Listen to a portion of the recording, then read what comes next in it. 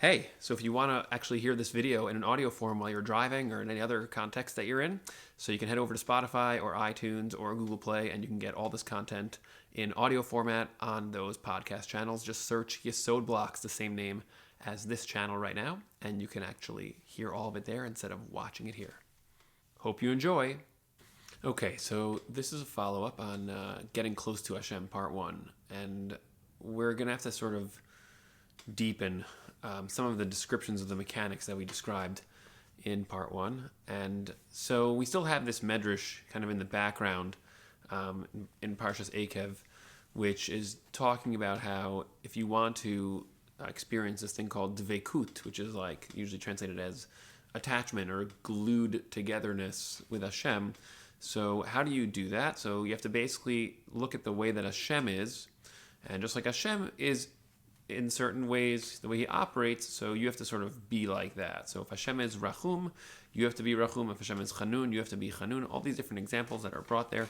And so we have that in the background still in terms of what it is that we sort of need to be directing ourselves towards. And so I want to sort of move towards solving that medrash and explaining why exactly is it that being the way that Hashem is sort of like the key to attaching yourself to Hashem.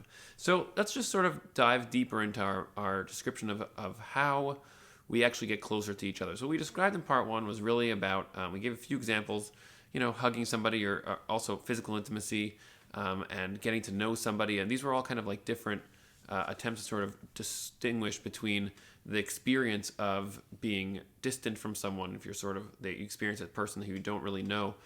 They're foreign from you. They're sort of other from you. And then when you actually break through the distance and you can create a sense of familiarity and of closeness with them.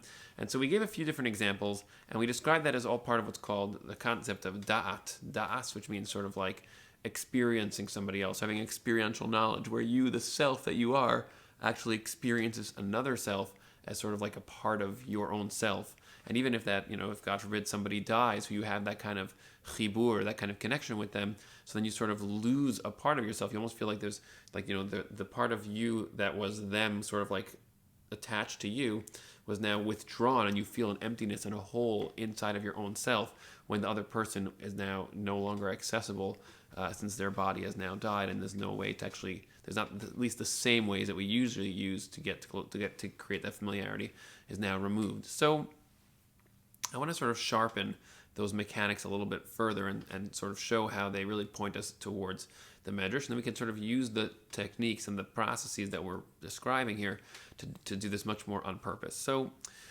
let's just let's start with sort of understanding what happens when you are physically intimate with another person. See, there's this interesting phenomenon in the world where sometimes, especially now, this is like a very big thing since we figured out that we're sort of, running this giant social experiment for 50, 70 years with birth control. So now there's a lot of, and also abortions. So now there's like really a lot of physical intimacy is sort of done in a way where there's really not too much thought about the consequences and the natural outcomes of physical intimacy, which largely speaking is really about creating children. So since we were able to remove those consequences in a certain kind of way using these techniques, so now what it leads to is that there's very often situations where people are actually physically intimate, sexually intimate, in situations in which they barely have any other knowledge of each other. They don't know each other at all. So you have like engaging in that type of process, physical intimacy, and it's like a person that you've never met before, and you're just sort of cutting straight to that type of interaction. So what happens in that situation? Let's sort of map that out for a second. So we already sort of described how you can create a certain familiarity, and when you are physically intimate with somebody, and there's a sense of like, oh, we sort of broke through that barrier of distance, and now you're someone who's kind of like we're more familiar with each other. And so we sort of showed how that's you have physical familiarity with somebody, and then it sort of translates into like perceptual, experiential familiarity with them, and we call that das. And so that, the physical action, even though the physical action is purely mechanical, but since there's two selves experiencing that physical action, so then it leads to the selves actually developing a sense of, or can lead, and it usually does lead, to a sense of familiarity developing on the inside that is separate from the actual body mechanical togetherness that's going on. So, and that's why even after the bodies separate and there's no longer a mechanical, physical proximity between the two bodies, there still is a sense of familiarity towards that other person in terms of your own experiential, subjective perception. It's like you still see them as sort of someone who you know, who like is part of your sphere or your circle of people. So that's how he described the process that takes place there. Now, when you sort of dig a little bit more deeply into it, especially when you use the example where it's someone who you really don't know at all, and you then are physically intimate with them, it's like a person who goes on a date with someone purely just to engage in a physically intimate encounter. So there's something interesting that happens, because very often, let's imagine a scenario like that where, then the next phase is they actually continue to go out. They continue to date each other, two people that are doing this. And so what's funny is that, you do this a few times, you go out on a few dates and you're physically intimate each time. And so let's say by the third or fourth or fifth date, so there's like a situation in which you feel pretty comfortable and pretty familiar with each other. And at the same time, you start talking to each other more. And now there's other types of interaction besides the physical interaction.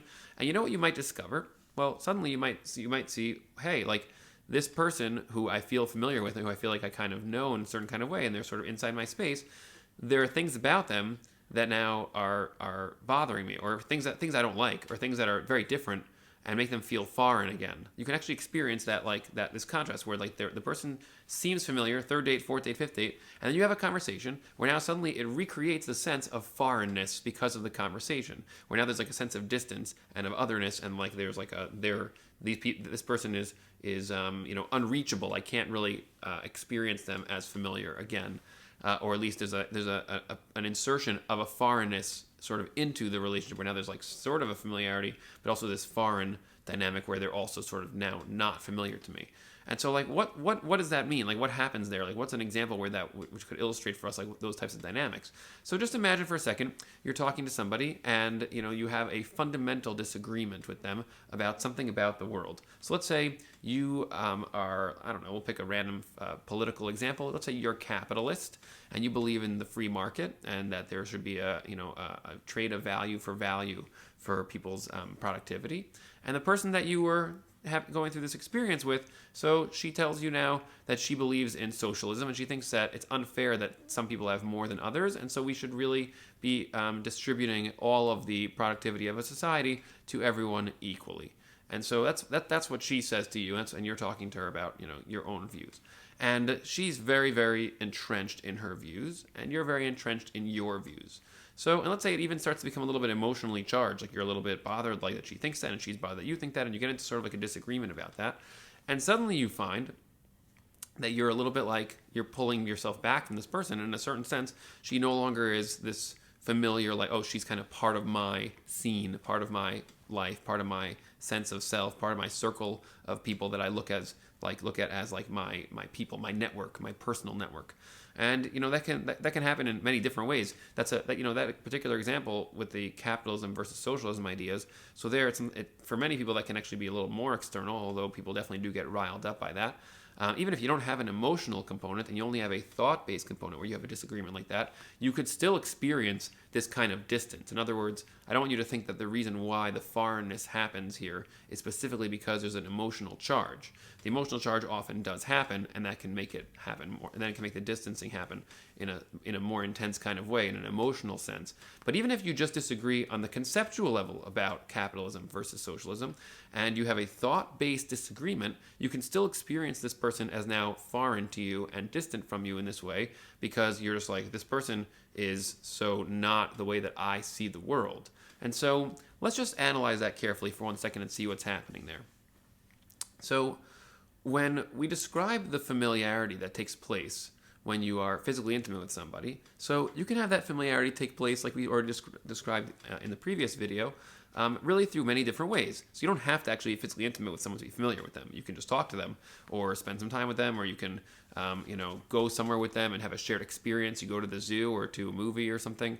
Like, there are ways to create a sense of familiarity. But what's interesting is that the sense of familiarity usually is kind of like it's an on-off switch. In other words, we often tend to have this reaction where we just feel that this person is now familiar to us and is sort of part of our framework of togetherness. Like, okay, this person is just part of my situation now. As opposed to sort of like having an awareness that, well, maybe there's more to this person than just this situation that I'm in, which is now driving the familiarity. So to use that in the sexual example, so two people who are physically intimate, so it's like, oh, well, now I feel familiar with this person, so now they're part of my circle. And then you find out later that they're actually crazy in some way, or extremely unbalanced, or they have very distorted perspectives, or they're even a little bit dangerous. And it's like, well, I created familiarity and a sense of like they're now in my personal space. They're part of my view of who's my people, who's an extension of myself in a certain kind of way. And you sort of created that without really knowing anything else about who they are. And so now you just have this automatic familiarity because you use the physical proximity to lead to the familiarity.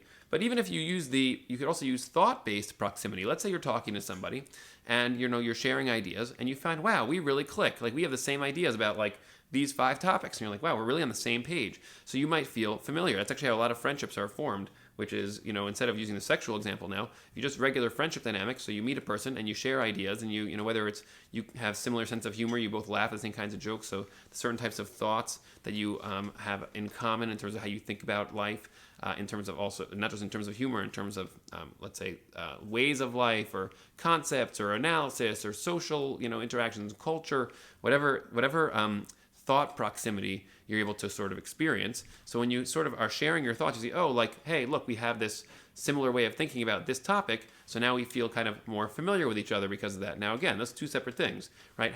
Just because you think the same thoughts as somebody else doesn't mean you have to necessarily experience them as familiar now. Similarly, with the sexual example, you have physical proximity, and it leads to a separate experience of familiarity and internal connection proximity, like a connection dynamic. It's also true with thoughts.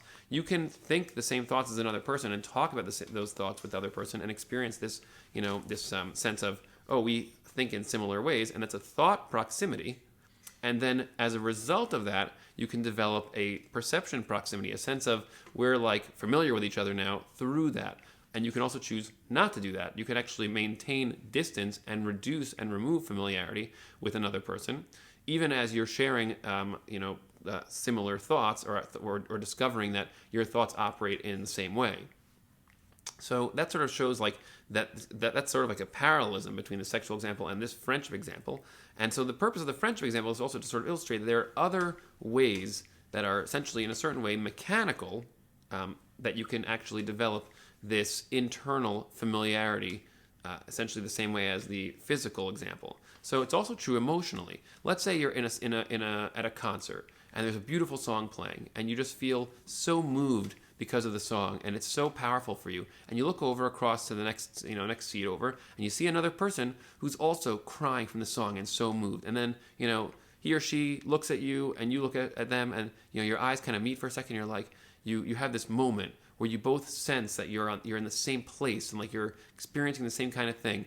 And then afterwards, so then the song ends and the concert ends, and you see, as the concert is wrapping up and they're cleaning up and the lights go on and whatever, and you see the person and you go up to them and you each talk about what it is that you were feeling on the emotional level. And so what's happening there is you are each experiencing on the we'll call it almost like the emotional mechanical side, experiencing your own feelings, your own physiological sensations as a result of what it was that you were thinking and hearing and feeling in the concert. And then you saw somebody who has the same ones and you're like, oh, that person, we're having the same thing. And then you actually feel through that shared mechanical external parallel experience or parallel reality that you each are feeling those things, you now feel a familiarity with them. And then you start talking to them. Now, it's just to take it further, all 3 of these examples, whether you're talking about the physical intimate example, and even with the physical intimate example, you could even say, it doesn't have to even mean sexual intimacy, as we mentioned in the previous video. Even if you're just hugging somebody, that already creates a sense of physical familiarity, which then leads to, which can, if you decide to let it, lead to experiential familiarity. And then we also have, so we have physical proximity, we have thought proximity, we also have emotional proximity. And in each of these examples, you can choose to allow it to lead to actual internal familiarity. And so very often people don't even realize you have a choice in allowing that to happen, but you really can decide to let it not happen. And so in each of these cases, so, if you speak to the person more and start to discover that not only were you physically like near each other, close, and therefore experiencing familiarity, you also are thoughts-wise, you are similar and you think the same kinds of thoughts.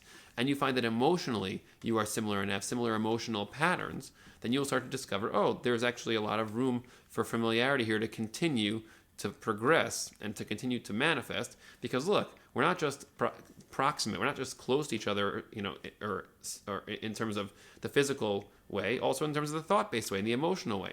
And it can go other ways too. If you're dating somebody and you get to know them first in terms of their thoughts, and then you discover that emotionally you're very similar. One day when you're on, the fifth date, and you discover, you're at a situation where you see something which is very emotionally impacting, and you and the other person experience it in the same way and talk about those feelings, you'll feel even closer.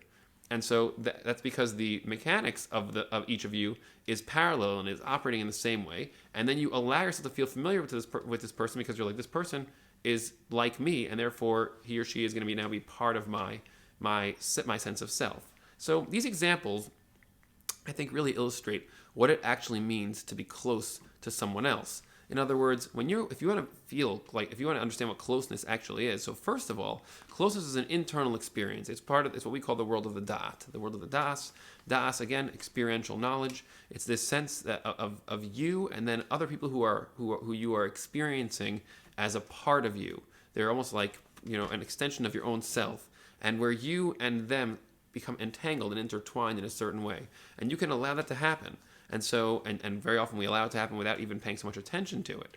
So, but the point here is that what drives that kind of connection, that kind of chibur, is the ways that you experience the other person through your similarities. In other words, if there's things about you and them that are the same, so then those things operate almost as gateways. Like, it's almost like an airlock. So think of an airlock. It's like airlocks on spaceships. There's usually two opposite doors, and there's like, there's a spaceship capsule on one side, and there's like outer space on the other side, and there's like this area in the middle, which is like this no man's land, where an astronaut will sort of go out from the spaceship into this middle area, and then they'll close the door from the spaceship into the middle area, and then he's sealed in this antechamber, and they open the other side, this other door, and now he can go out into outer space on that side. And that way there's no direct channel between the spaceship and outer space, because if there would be, then outer space would suck all of the air out of the spaceship. So you have this antechamber, this interim area, this almost like this no man's land in between the spaceship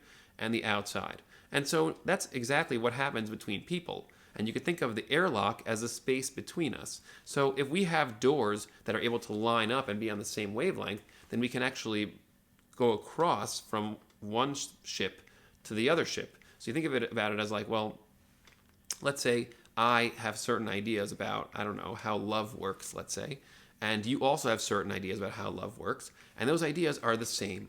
So now when we're talking out those thoughts and those ideas, we will find, oh, look, these things are the same for both of us. So now I can feel like I could actually open myself up a little more in terms through this doorway of how I think about love, and then I can let myself out and let the other person in, and we can sort of meet and then create this kind of fusion between the two of us, where now we actually start to have some of each other in each other's sense of self. Oh, you're a person who has my thoughts in your own head, and I'm a person who has your thoughts in my own head. We have the same kinds of thoughts, and then we can even learn from each other's thoughts and be like I'm going to take some of your ideas and give you some of my ideas, and then we each become even more advanced in our own thinking, and our thoughts are the same. So we kind of like we start off like, I have my own thoughts in my own head, you have your own thoughts in your own head, and then we open the doorways. We find that these thoughts are the same size, the same style, and the doorways now are parallel to each other. We're on the same wavelength, and then we can actually reach out through the doors that the similarities have opened to actually connect and experience ourselves as part of sort of like one larger self. It creates this sense of chibur, and you actually experience the other person as a part of you. So that's what you're doing with any of these examples, whether you're using a thought-based airlock, a thought-based channel, you're using an emotional channel, which is exactly the same type of thing, where you look at the other person, you see they're feeling what you're feeling, and you say, oh, you know what? I can actually open myself up to this other person now and share what I'm feeling with him or her, because look, like he or she has exactly the same types of feelings, and now we can open that up and we can feel like we're the same. So that's essentially how you create closeness. It's this bridging using similarities between us to actually reach out and then fuse through those similarities. Now I want to stress that the similarities are not the things they're not the closeness itself. They are just the doorway that we use to create the perception of closeness, which really leads sort of like, to a definition here. Well, what exactly is closeness? So when we say that, we talk about this concept of dveikut and trying to get close to Hashem, getting close to other people, what exactly is that? So I just want to define it here for ourselves right now. When we understand that da'at, that your experiential sense of self, that's really all about your own perceptions. And these are not things that you can actually see. You can't see the closeness, but there's a perception of this person is now a part of who I am, and I am a part of who he or she is. And so that perception is almost like it's an overlay that you're seeing on top of the physical reality. So you see an actual person who you, at first, you perceive them just as over there. You then discover that you are similar, either in terms of your own thoughts or in terms of your own emotions, and also through physical experience. You determine that you are similar, and then you use those similarities as doorways to create a perception of familiarity, of connection, of we are part of one person. And that's something which is, it's wordless. You can't really describe what it is that you're doing when you do that, but you do that all the time. Your very sense of self is literally mingling with another person's self through the gateways of the similarities between you and them. So when you think about that carefully, well, that, and we use that to use some of our contrast examples, like, well, let's say you're talking to somebody who you already created a lot of familiarity with. You discover that you think a lot of the same things. You also discovered that you have similar emotional makeups. Let's say, again, we'll use the dating example, and someone that you're interested in, who you really like, and you really think that it's going well, and you're getting to know them in terms of how they think and how they operate emotionally, and you're also attracted to them physically. And there's all these, and physical attraction also there's a sense of like, this person is sort of like my person, which is like the physical attraction creates an experiential perception of familiarity. And there's more to talk about with the physical side, just because the sexual elements are a little bit different in certain ways. But that's going to have to be a separate series about sexuality. But the point here is that you already have that kind of developed situation where you have these doorways that are open between you and the other person. You have all these thought gateways that essentially are allowing you and them to flow together through those thought gateways. And you have feelings, emotional gateways, where you have seen that you are emotionally similar. You get angry in similar ways, or you get happy, or you get emotionally sad because of things that are similar. So you find these things are all commonalities in each of your characters that allow you to then bond with the other self and to fuse yourself with the other self.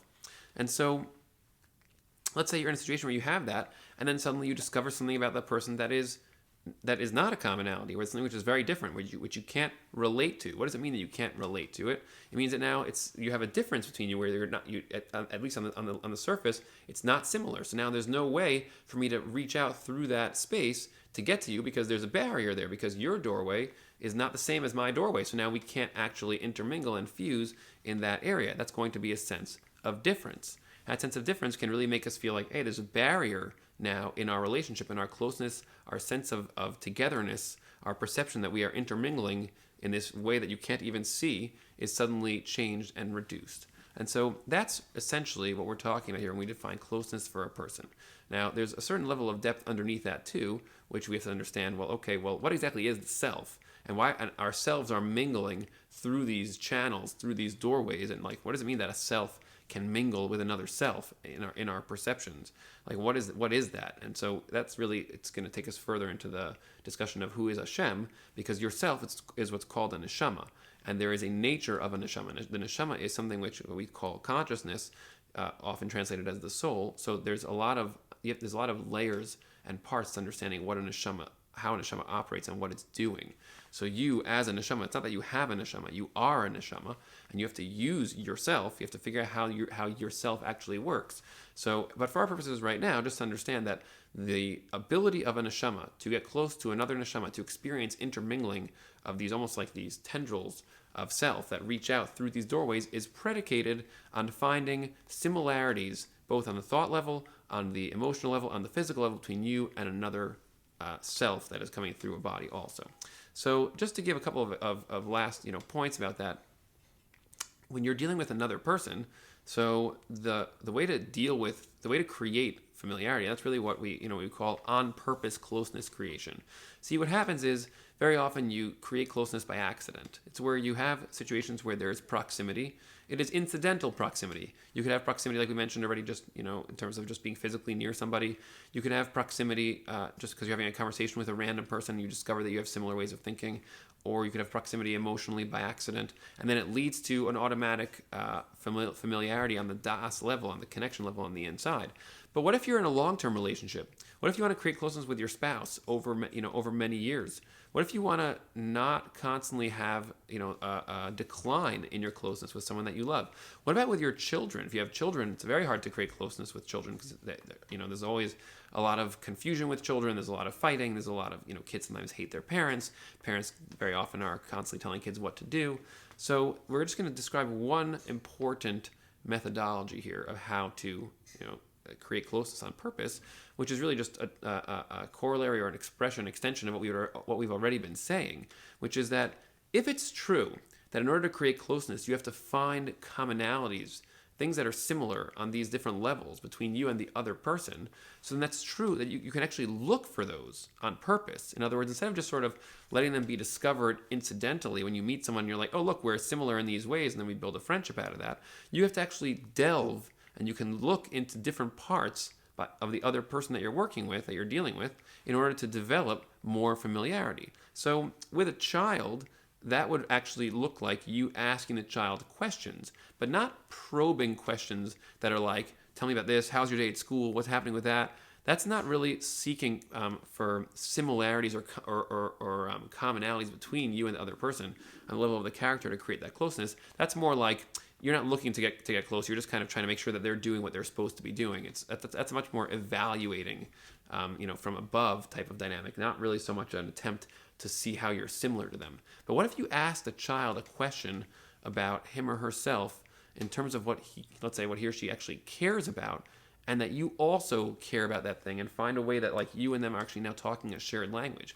So it's kind of like just asking asking a child when you are outside and you're walking out with your friends, do you ever feel scared of other people? Because sometimes I feel like when other people are around, there's so many of them, I feel like it's a little overwhelming, or I find it hard to talk to people sometimes. And what you're doing then is you're trying to show the child there's something that you're trying to look in the child and see, well, what do they have? And the child might be a child who feels insecure sometimes around other people, and so there's a space where they are either emotionally or thought-based. They actually think thoughts of I don't know if I am capable or confident or competent to talk to other people. And if you have that inside of you, that's a common doorway that now you and the other self can actually fuse and bond.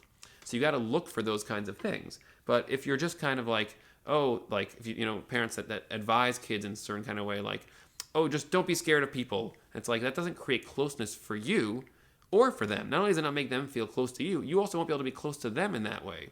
So parents have to look for their own areas of genuine interests and feelings and thoughts about a particular area. They also have to reduce their perspective that this is not even really a person. This is my kid, and I'm supposed to know everything. And they need me to know things, and to sort of realize instead that actually what your kid really needs you to do is to open a doorway where he and you have something in common. And then once that doorway is open, then you can actually create closeness, and then your child will want to also learn from you. But parents usually skip that step. They don't bother trying to create to discover those common doorways between them to create genuine closeness. They sort of just tell the kid, here's what you should do, solve the problem this way, do it like that, and then there's no bridging, there's no entanglement that takes place, and the kid just feels like, okay, my parent just doesn't get me, they just don't understand what it is that I'm going through, there's no closeness there, so now I don't have any interest in sort of taking what they're saying, because I don't know if what they're saying really is relevant to me, because they don't sense that their me, their self, is part of that other self of the parent. And it's true also with spouses, to actually consistently ask and learn and seek out new aspects of the other person to get deeper inside of what it is that they feel, but from a place of exploration, of genuine interest, there's more here, there's always more, and I can discover more about you through this process, and I want to find the ways that you and me line up to create greater closeness that will make the love, the connection that you feel with the other person constantly expand and grow. So with those examples and those ideas, I just want to take it now just to sort of, we'll wrap this video up with the medrash that we started with, which is when the medrash says that you have to, in order to actually get close to Hashem, you have to be like Hashem. You now have a little bit of an idea of why that is. Because if you want to get close to somebody else, you have to find the commonalities between you and that other person. And if you don't have commonalities, then you're going to need to start figuring out how to develop them.